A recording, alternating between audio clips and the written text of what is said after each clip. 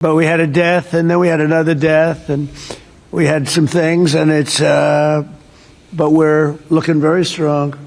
We had one man who was very ill. It looked like he wasn't going to make it. I don't know. I won't mention his name.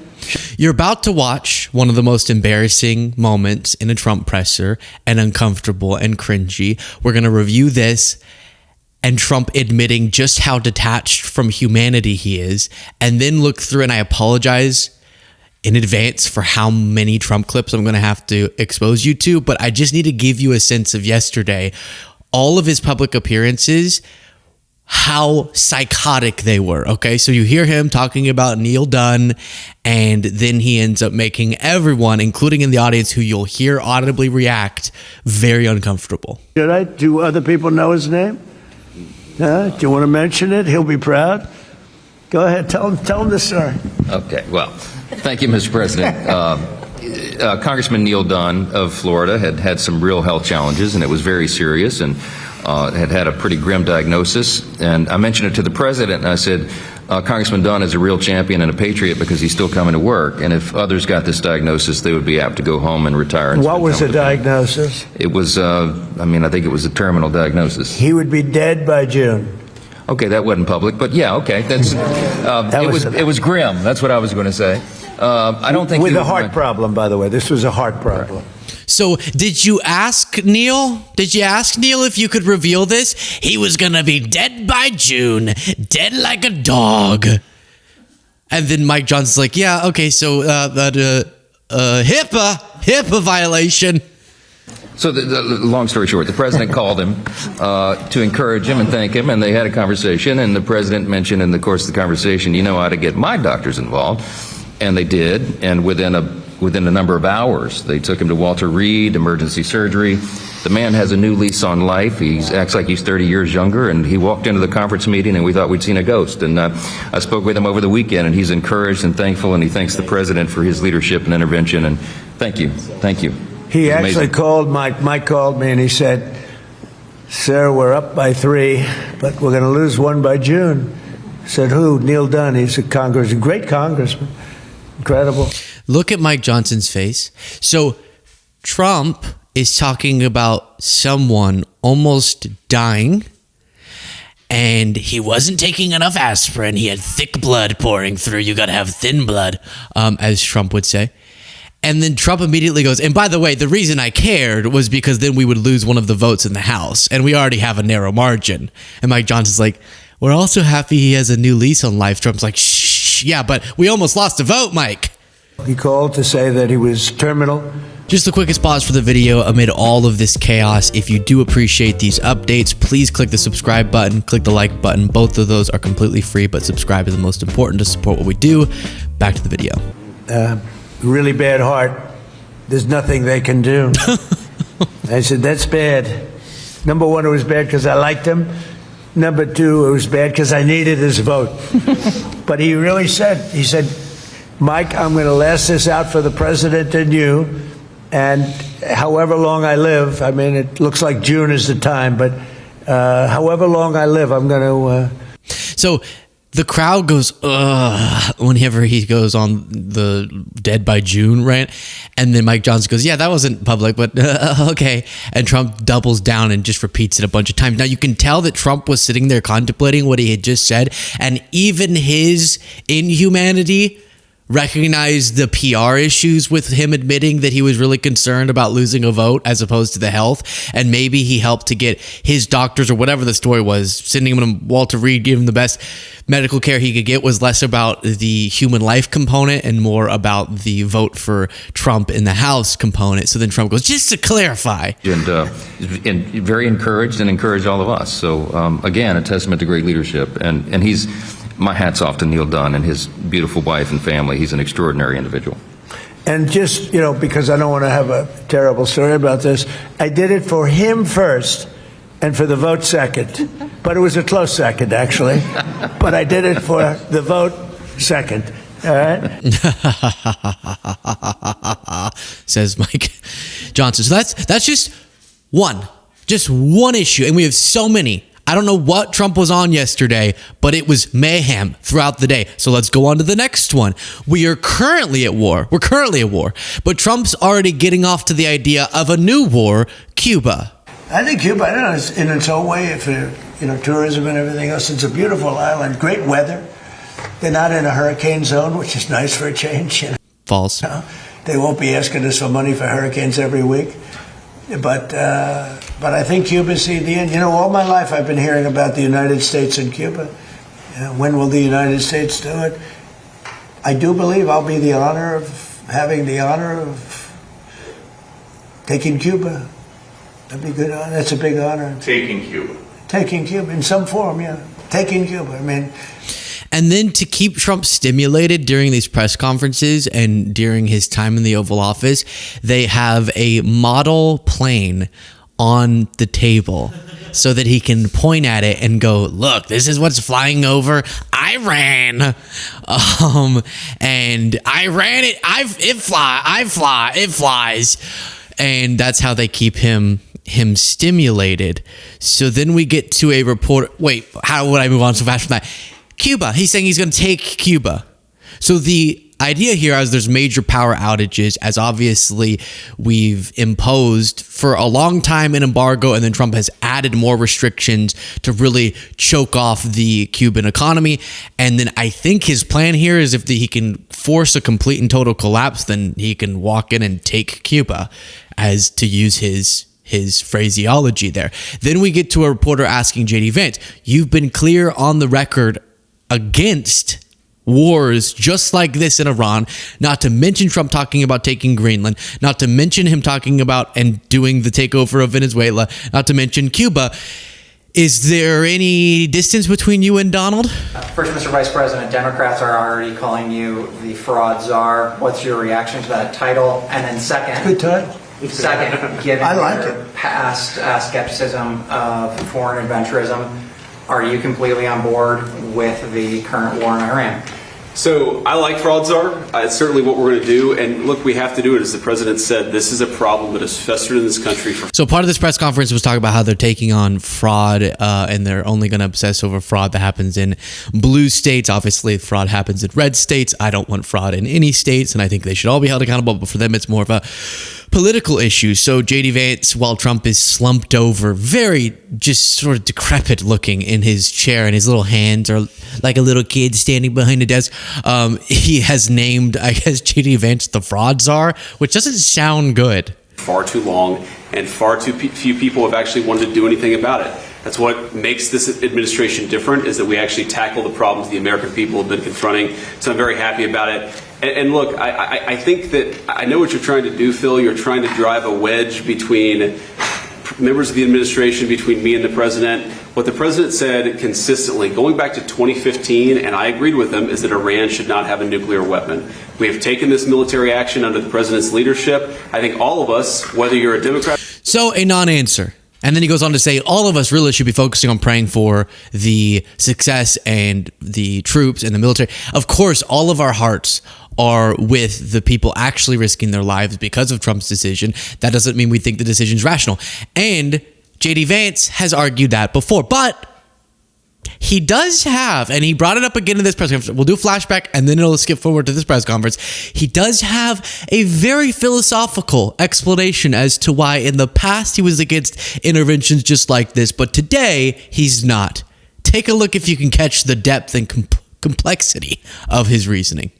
And the second thing is, Kristen, I certainly empathize with Americans who are exhausted after 25 years of foreign entanglements in the Middle East. I understand the concern, but the difference is that back then we had dumb presidents, and now we have a president who actually knows how to accomplish America's national security objectives. So this is not going to be some long, drawn-out thing. We've got in, we've done the job of setting their nuclear program back. We're going to now work to permanently dismantle that nuclear program over the coming years, and that is what the president has set out to do. As possible. So there's no hesitation, given your past statements, with the current operation? What do you mean there's no hesitation with my past statements? Given your skepticism of foreign adventurism, you were a critic of the global war on terror previously. Well, I think one big difference, Phil, is that we have a smart president, whereas in the past we've had dumb presidents. And I trust President Trump to get the So as Trump sits there, genuinely looking like a toddler sitting behind his dad's big desk and putting his little hands up, like I not love right cows. now, but earlier he had his little hands up, and then he has his little plane to play with. Then you have JD Vance standing next to him. Have you named me what? That JD Vance going, well, we have a smart president, we've already had dumb presidents, which is the most childlike understanding of geopolitics you could possibly comprehend. The other thing yesterday Trump was really fixated on was pounding. Things getting pounded, people doing pounding, people being pounded by other people. Pounding that area, that coast, pounding it hard. They took a pounding from Rick. You know, he knows what it is to pound people. He was a little rough with a couple of the people, but that's okay. They've survived. Right, so that's the Pod Save America guys putting together that compilation. So a lot of pounding going on, apparently. And then Trump has decided his line of attack against Gavin Newsom, which you would think would be mostly about, like, here's problems that we believe are worse in California, whether true in some cases or completely manufactured. And California is a disaster and Newsom is a woke California guy. Ugh. But instead, Trump has fixated because of his own insecurity about his own intelligence on Gavin Newsom being transparent about his dyslexia and how that caused problems for him growing up, but then how it actually ended up being a superpower for him because of the extra work he had put into memorization and understanding topics and learning how to speak effectively despite not being great at reading off a teleprompter. All of those things he's been transparent about. Now to Trump, he thinks is a great line of attack. Now, as you're watching this clip, just remember, I looked it up, like up to 20% of the US population has dyslexia. So remember that as you hear the President of the United States say this. With a low IQ person, you know, because Gavin Newsom has admitted that he has learning disabilities. Honestly, I'm all for people with learning disabilities, but not for my president. I think a president should not have learning disabilities, okay? And I know it's highly controversial to say such a horrible thing. The President of the United States, Gavin Newsom, admitted that he has learning disabilities, dyslexia, everything about him is dumb. Everything about him is dumb, according to Trump, because he has dyslexia, which if only an idiot would say such a thing. Obviously, dyslexia doesn't make you unintelligent. It can introduce new obstacles, but does not all of us, I mean, a bunch of you will have dyslexia. All of us know highly, highly intelligent people, including Gavin Newsom, who have dyslexia. And actually, I think one of the reasons Newsom off the cuff is able to recite so many different stats and he memorizes all of these different facts and figures as he is in interviews is because he's learned that skill throughout his life, because he can't just rely on showing up unprepared and reading off of something. He actually has to internalize the information, which makes him more prepared to talk about subjects. However you feel about him, that's just true, and you can see it come up in interviews, which is why he's so fast and sharp in those interviews. He understands 10x, if not more, complicated subjects than Trump does. And can we be honest? It's insane for Trump to ever rail against anyone's intelligence. It's the reason he's so obsessed with Jasmine Crockett, low IQ, Kamala Harris, low IQ, Gavin Newsom, low IQ, Biden, is because he knows that he's not very smart. And I'm not cognitively. To say, I don't want a president with learning disabilities when, like, learning for Trump is his disability. A brain. Any attempt at comprehending subjects he hasn't yet interfaced with is the thing he's disabled at. Yeah. So then you have Newsom responding saying, oh, wait. Is this the clip? Oh, one part I didn't even think of in that is that I know what he's trying to say, which is he's going, I'm saying you shouldn't have a president with learning disabilities. That's controversial. The president of the United States is saying that. And then he moves on to say, Gavin Newsom. But the way he words it just makes it sound like he's calling Newsom the president. I think a president should not have learning disabilities, okay? And I know it's highly controversial to say such a horrible thing. The President of the United States, Gavin Newsom, admitted that he... That does sound like he's calling Newsom the president. So Newsom responded saying, now that I, Gavin C. Newsom, am officially president of the United States, thank you, Donald, I have many big announcements to make. First, every Trump executive order is null and void. Stephen Miller and every Trump goon is fired, and the Trump corruption probe is officially launched. Healthcare is now free for all Americans. No measles, and all moms get free childcare so we can have more babies. Also, cannabis is now legal, and abortion is back for women who want it. I will soon be banning all Ticketmaster fees, and there will be no more commercials allowed during NBA and NFL games. That one's for me specifically. As well as all Bravo Real Housewives shows, longer episodes. Every American family now gets a tariff and gas spike refund to buy a cheap electric car. The country is now run by someone who can actually complete a sentence. America's now hot because you have a dyslexic president instead of a brain dead one. Big upgrade, Governor GDCC, and you now have a dyslexic president instead of a brain dead one. Okay, yeah, so I'm commentating on it, and I'm not supposed to fangirl out. And yes, Gavin Newsom has plenty of issues, and I don't know if he would be the best nominee, but come on, that's fire. It's fire, and you know it. Also, the first half of that, it got kind of silly. The first half seems like a really good agenda.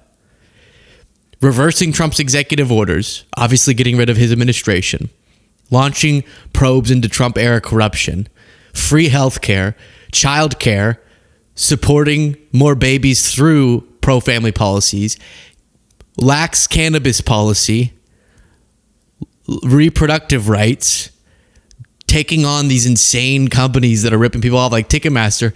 And then it got kind of silly, but all of that, if that's actually what he's running on, that's a pretty good agenda, to be honest. Then Trump said one more thing about Newsom. Everything about him is dumb. But then he looked at the audience and said, what, I'm smarter than you, or something like that. That was pretty silly. So now on top of everything else, I call him a racist because it happened to be a black audience. I will tell you this. I think it was the worst interview I've ever seen of any human being in my life, okay? So Newsom did not say I'm smarter than you. I don't know if Trump's getting confused with Biden saying I'm smarter than most of you, which was funny. I think he is. That might be what it is, because Newsom didn't say that. He was like, hey, I'm like a regular guy. And the crowd was racially diverse. So I don't know what Trump's talking about there, but people misstated it. And here's an example. I didn't do great on my SAT, and I struggled when I was growing up learning how to effectively read, and was just kind of relating to how trying to portray himself as not some out of touch politician who, you know, whatever, who didn't share the difficulties that many people do growing up. Here is Newsom's wife responding to Trump's claims. I just witnessed Donald Trump's comments about learning disabilities and my husband, Gavin Newsom, and I honestly had to take a beat. Suggesting that someone with dyslexia, or any learning difference for that matter, is somehow less capable of leading or achieving is extremely ignorant and offensive. Dyslexia is not a measure of intelligence. In fact, quite the contrary, and learning differences do not determine someone's potential. On the contrary, some of the most successful leaders in business and the world have dyslexia. Day in and day out, Trump says things that make him unfit for office. He degrades our vulnerable communities, our institutions, even the Constitution itself. And somehow we're told to ignore it, turn a blind eye, pretend everything is normal. Guess what? It's not. And we're fed up. As someone who grew up in a Republican household, shame on the Republican Party for normalizing this vile specimen of a human being stationed at the top of their party. Yeah, we need to use that term more often, that Trump is a specimen. He's a vile specimen. He's a deranged specimen. I think somehow it reduces him a little bit. So then think about this other factor. It was the biggest scandal ever, is what it felt like, when Biden said, here's two examples. Whenever he said, the only garbage I see is coming from Trump's supporters. And this was after the guy called Puerto Rico garbage. And he was trying to make the point of those supporters saying stuff like that are the garbage, but it got discombobulated. It sounded like he was saying Trump supporters are garbage. So then he would clarify, that's not what I meant. I just meant the people saying mean things. Okay, that was a big scandal. How dare you insult? You're insulting a big percentage of the country, real Americans who do real real work and aren't sipping on their soy caramel oat milk lattes. And so then it's a big thing, right? Or when Biden said, if you vote for Trump, you ain't black. Right? And you go, whoa, Joe, hey, now pull back. And he's like, sorry, I was trying to tell a joke. And so then that's a scandal. He apologized, right? But then Trump literally comes out and says 20% of the population are dumb dummies and aren't qualified to be president. And it'll be a scandal in the sense that, like, we'll talk about it, people will talk about it, but it's not even going to be a blip compared to any other president. But these press conferences just continue to be out of control, including Trump making up what I'm certain was a fake story. 7 years, no president was willing to do what I'm doing, and they should have done it a long time ago. It would have been a lot easier. There's no president that wanted to do it, and yet every president knew. I've spoken to a certain president, who I like, actually, a past president, former president. He said, I wish I did it. I wish I did, but they didn't do it. I'm doing it, yeah. Which president? I can't tell you that. I don't want to embarrass him. It would be very bad for his career, even though he's got... So, ring, ring. Hey, Joe. Hey. No. Oh, you're watching the stream? You don't like when I bring up the you ain't black thing? No, I know it was a mistake. No, I know you're trying to be funny. You're the sucker. You're the loser. But you meant it. What? Okay. Well, we're getting off track. Did you say that you wish you had done the Iran thing? No, you didn't. Okay. All right. Bye. Thank you. Bill. Hey, Bill. You dirty dog. Did you say it? No, I did it. All right. Thanks, Bill. Obama. Luke. I missed you. Yes, that was good. Did you talk with Trump about Iran? You're an idiot if you believe that. Okay, bye. Bush? You can fool me 3 times, then you're a sucker. Ah! Did you talk about it? I got some nice Peytons. I don't know his accent. All right, bye, Bush. I don't like you. Anyways, you're terrible. You did a bunch of wars too, you loser. Okay. So they all denied it, is the point. Actual outlets, not me, reached out to all of them, and they all said, I did not talk to Trump about that. But if I had to guess, it would have been Clinton, to be frank, because Trump said he kind of likes him, and that's the person he always says that he kind of likes, especially whenever Epstein comes up, and Trump's like, I wish Clinton wouldn't get asked about Epstein stuff. I really like Clinton. And then you have this, which is Trump wait, take that down for a second. Is this this is just Trump getting randomly distracted and never coming back to his point. We have some good allies there. We have some great Middle Eastern countries there, Israel there. So we did it for a lot of reasons. But it always amazed me that we did it. We never asked for reimbursement. And it was really there to serve other countries, not us. And by the way, we have the Sugar King. The same story. Look at that. Alfie von Hool. Alfie, thank you both very much. Peppy. That's Peppy here. Peppy. Hi, Peppy. How are you? How are you? Is Alfie in the backstage? Huh? Is he sitting back there waiting for you? No? You doing all right? Peppy is a great friend of all of ours, I think. Yeah, a great friend. Such a great friend you didn't know the name. I love Alfie. Come here, Alfie. And then you have Susie Wiles being like, Peppy. Trump's like, huh? Pepe. I have these 2 older relatives, and one of them has a little bit of a difficulty hearing, and the other one will speak at a quiet tone. But then the one that speaks quietly will say, like, hey, the name is Pepe. And the other relative will be like, what'd you say? And instead of going, oh, the name is Pepe, the relative speaking quietly will go, the name is Pepe! And just start screaming. And we're like, oh, you could just, it's like that. It's Pepe, Don! Okay, so then you have this. We've helped them for years stay out of wars. Yeah, please. Thank you very much, Mr. President. Can you tell us if you have spoken with French President Macron about the... See, some of you guys think I'm being silly when I go Emmanuel Macron. But it's real. This is a French reporter. That's how you say it. Macron. President Macron about the coalition to reopen the Strait of Hormuz? Have you been speaking with the French president? What does that mean? Have you been speaking with the French President Macron about the coalition to reopen the Strait of Hormuz? Yeah, I have spoken to him. He's been on a scale of 0 to 10. I'd say he's been an 8. Not perfect. On what? On what? Macron has been very bad, but Macron has been very good.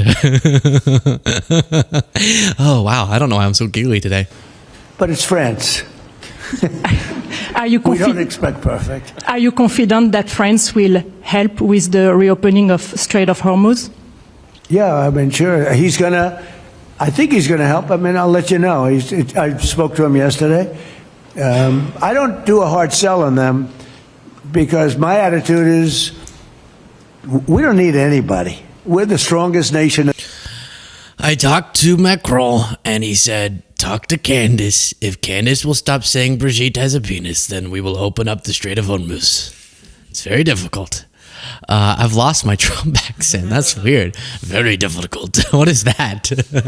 That's not Trump. I have Susie Wiles next to me. My Trump accent's morphing into something very different. We're at war, everyone. Hi. We're at war still. And the president's talking about his ballroom. For specific reasons, we have a magnificent ballroom being built because this is the biggest room, and it holds like 98 people for dinner. But behind me, you're going to have a ballroom that this building and the people occupying it, in particular, every president for 100. No one wants to hear about the ballroom right now. Please and thank you. Stephen Miller, during the previous press conference, tried to get away with this. I believe, and I know President Trump believes, that when this stuff is exposed, we will see that if all of it were stopped, it would be enough to balance the budget. The extraction of wealth from American taxpayers to people who don't belong here is the primary cause of the national debt, and this is the first ever. So fraud by immigrants, he's saying, is the biggest contributor to the national debt. Do you know the only empirical case we have is for the opposite? That immigrants are a net positive and collectively reduce our deficits because they pay more in taxes than they get back in benefits. So it's the opposite. We would have a worse debt problem right now if you grabbed every immigrant and deported them. That's just the truth. And don't talk to me about the debt. Trump, who's responsible for like a quarter of all U.S. debt. I don't want to hear about that. And if this argument of there's so much fraud by the little people. Now, I'm not saying there's not big fraud. There is. Trump keeps pardoning all the big fraudsters, by the way.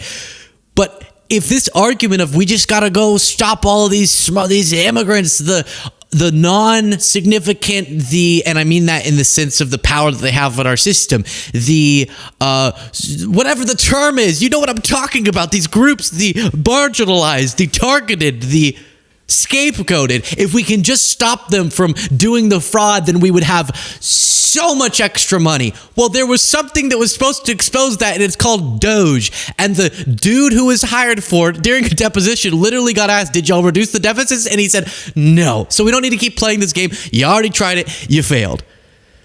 Then at the press conference, Trump says this. I knew about the strait, that it would be a weapon, which I predicted a long time ago, predicted all of this stuff. You guys were very generous in that. I predicted all of it. I predicted Osama bin Laden would knock out the World Trade Center. I made that prediction a year before he did it. I said, you better get him. He's a bad guy. I watched him be. I knew him very well. Good friend of mine. So vicious, but so cool. Me, him, and Jeffrey Epstein. Interviewed one time, and I said, that's a bad guy. You better get him.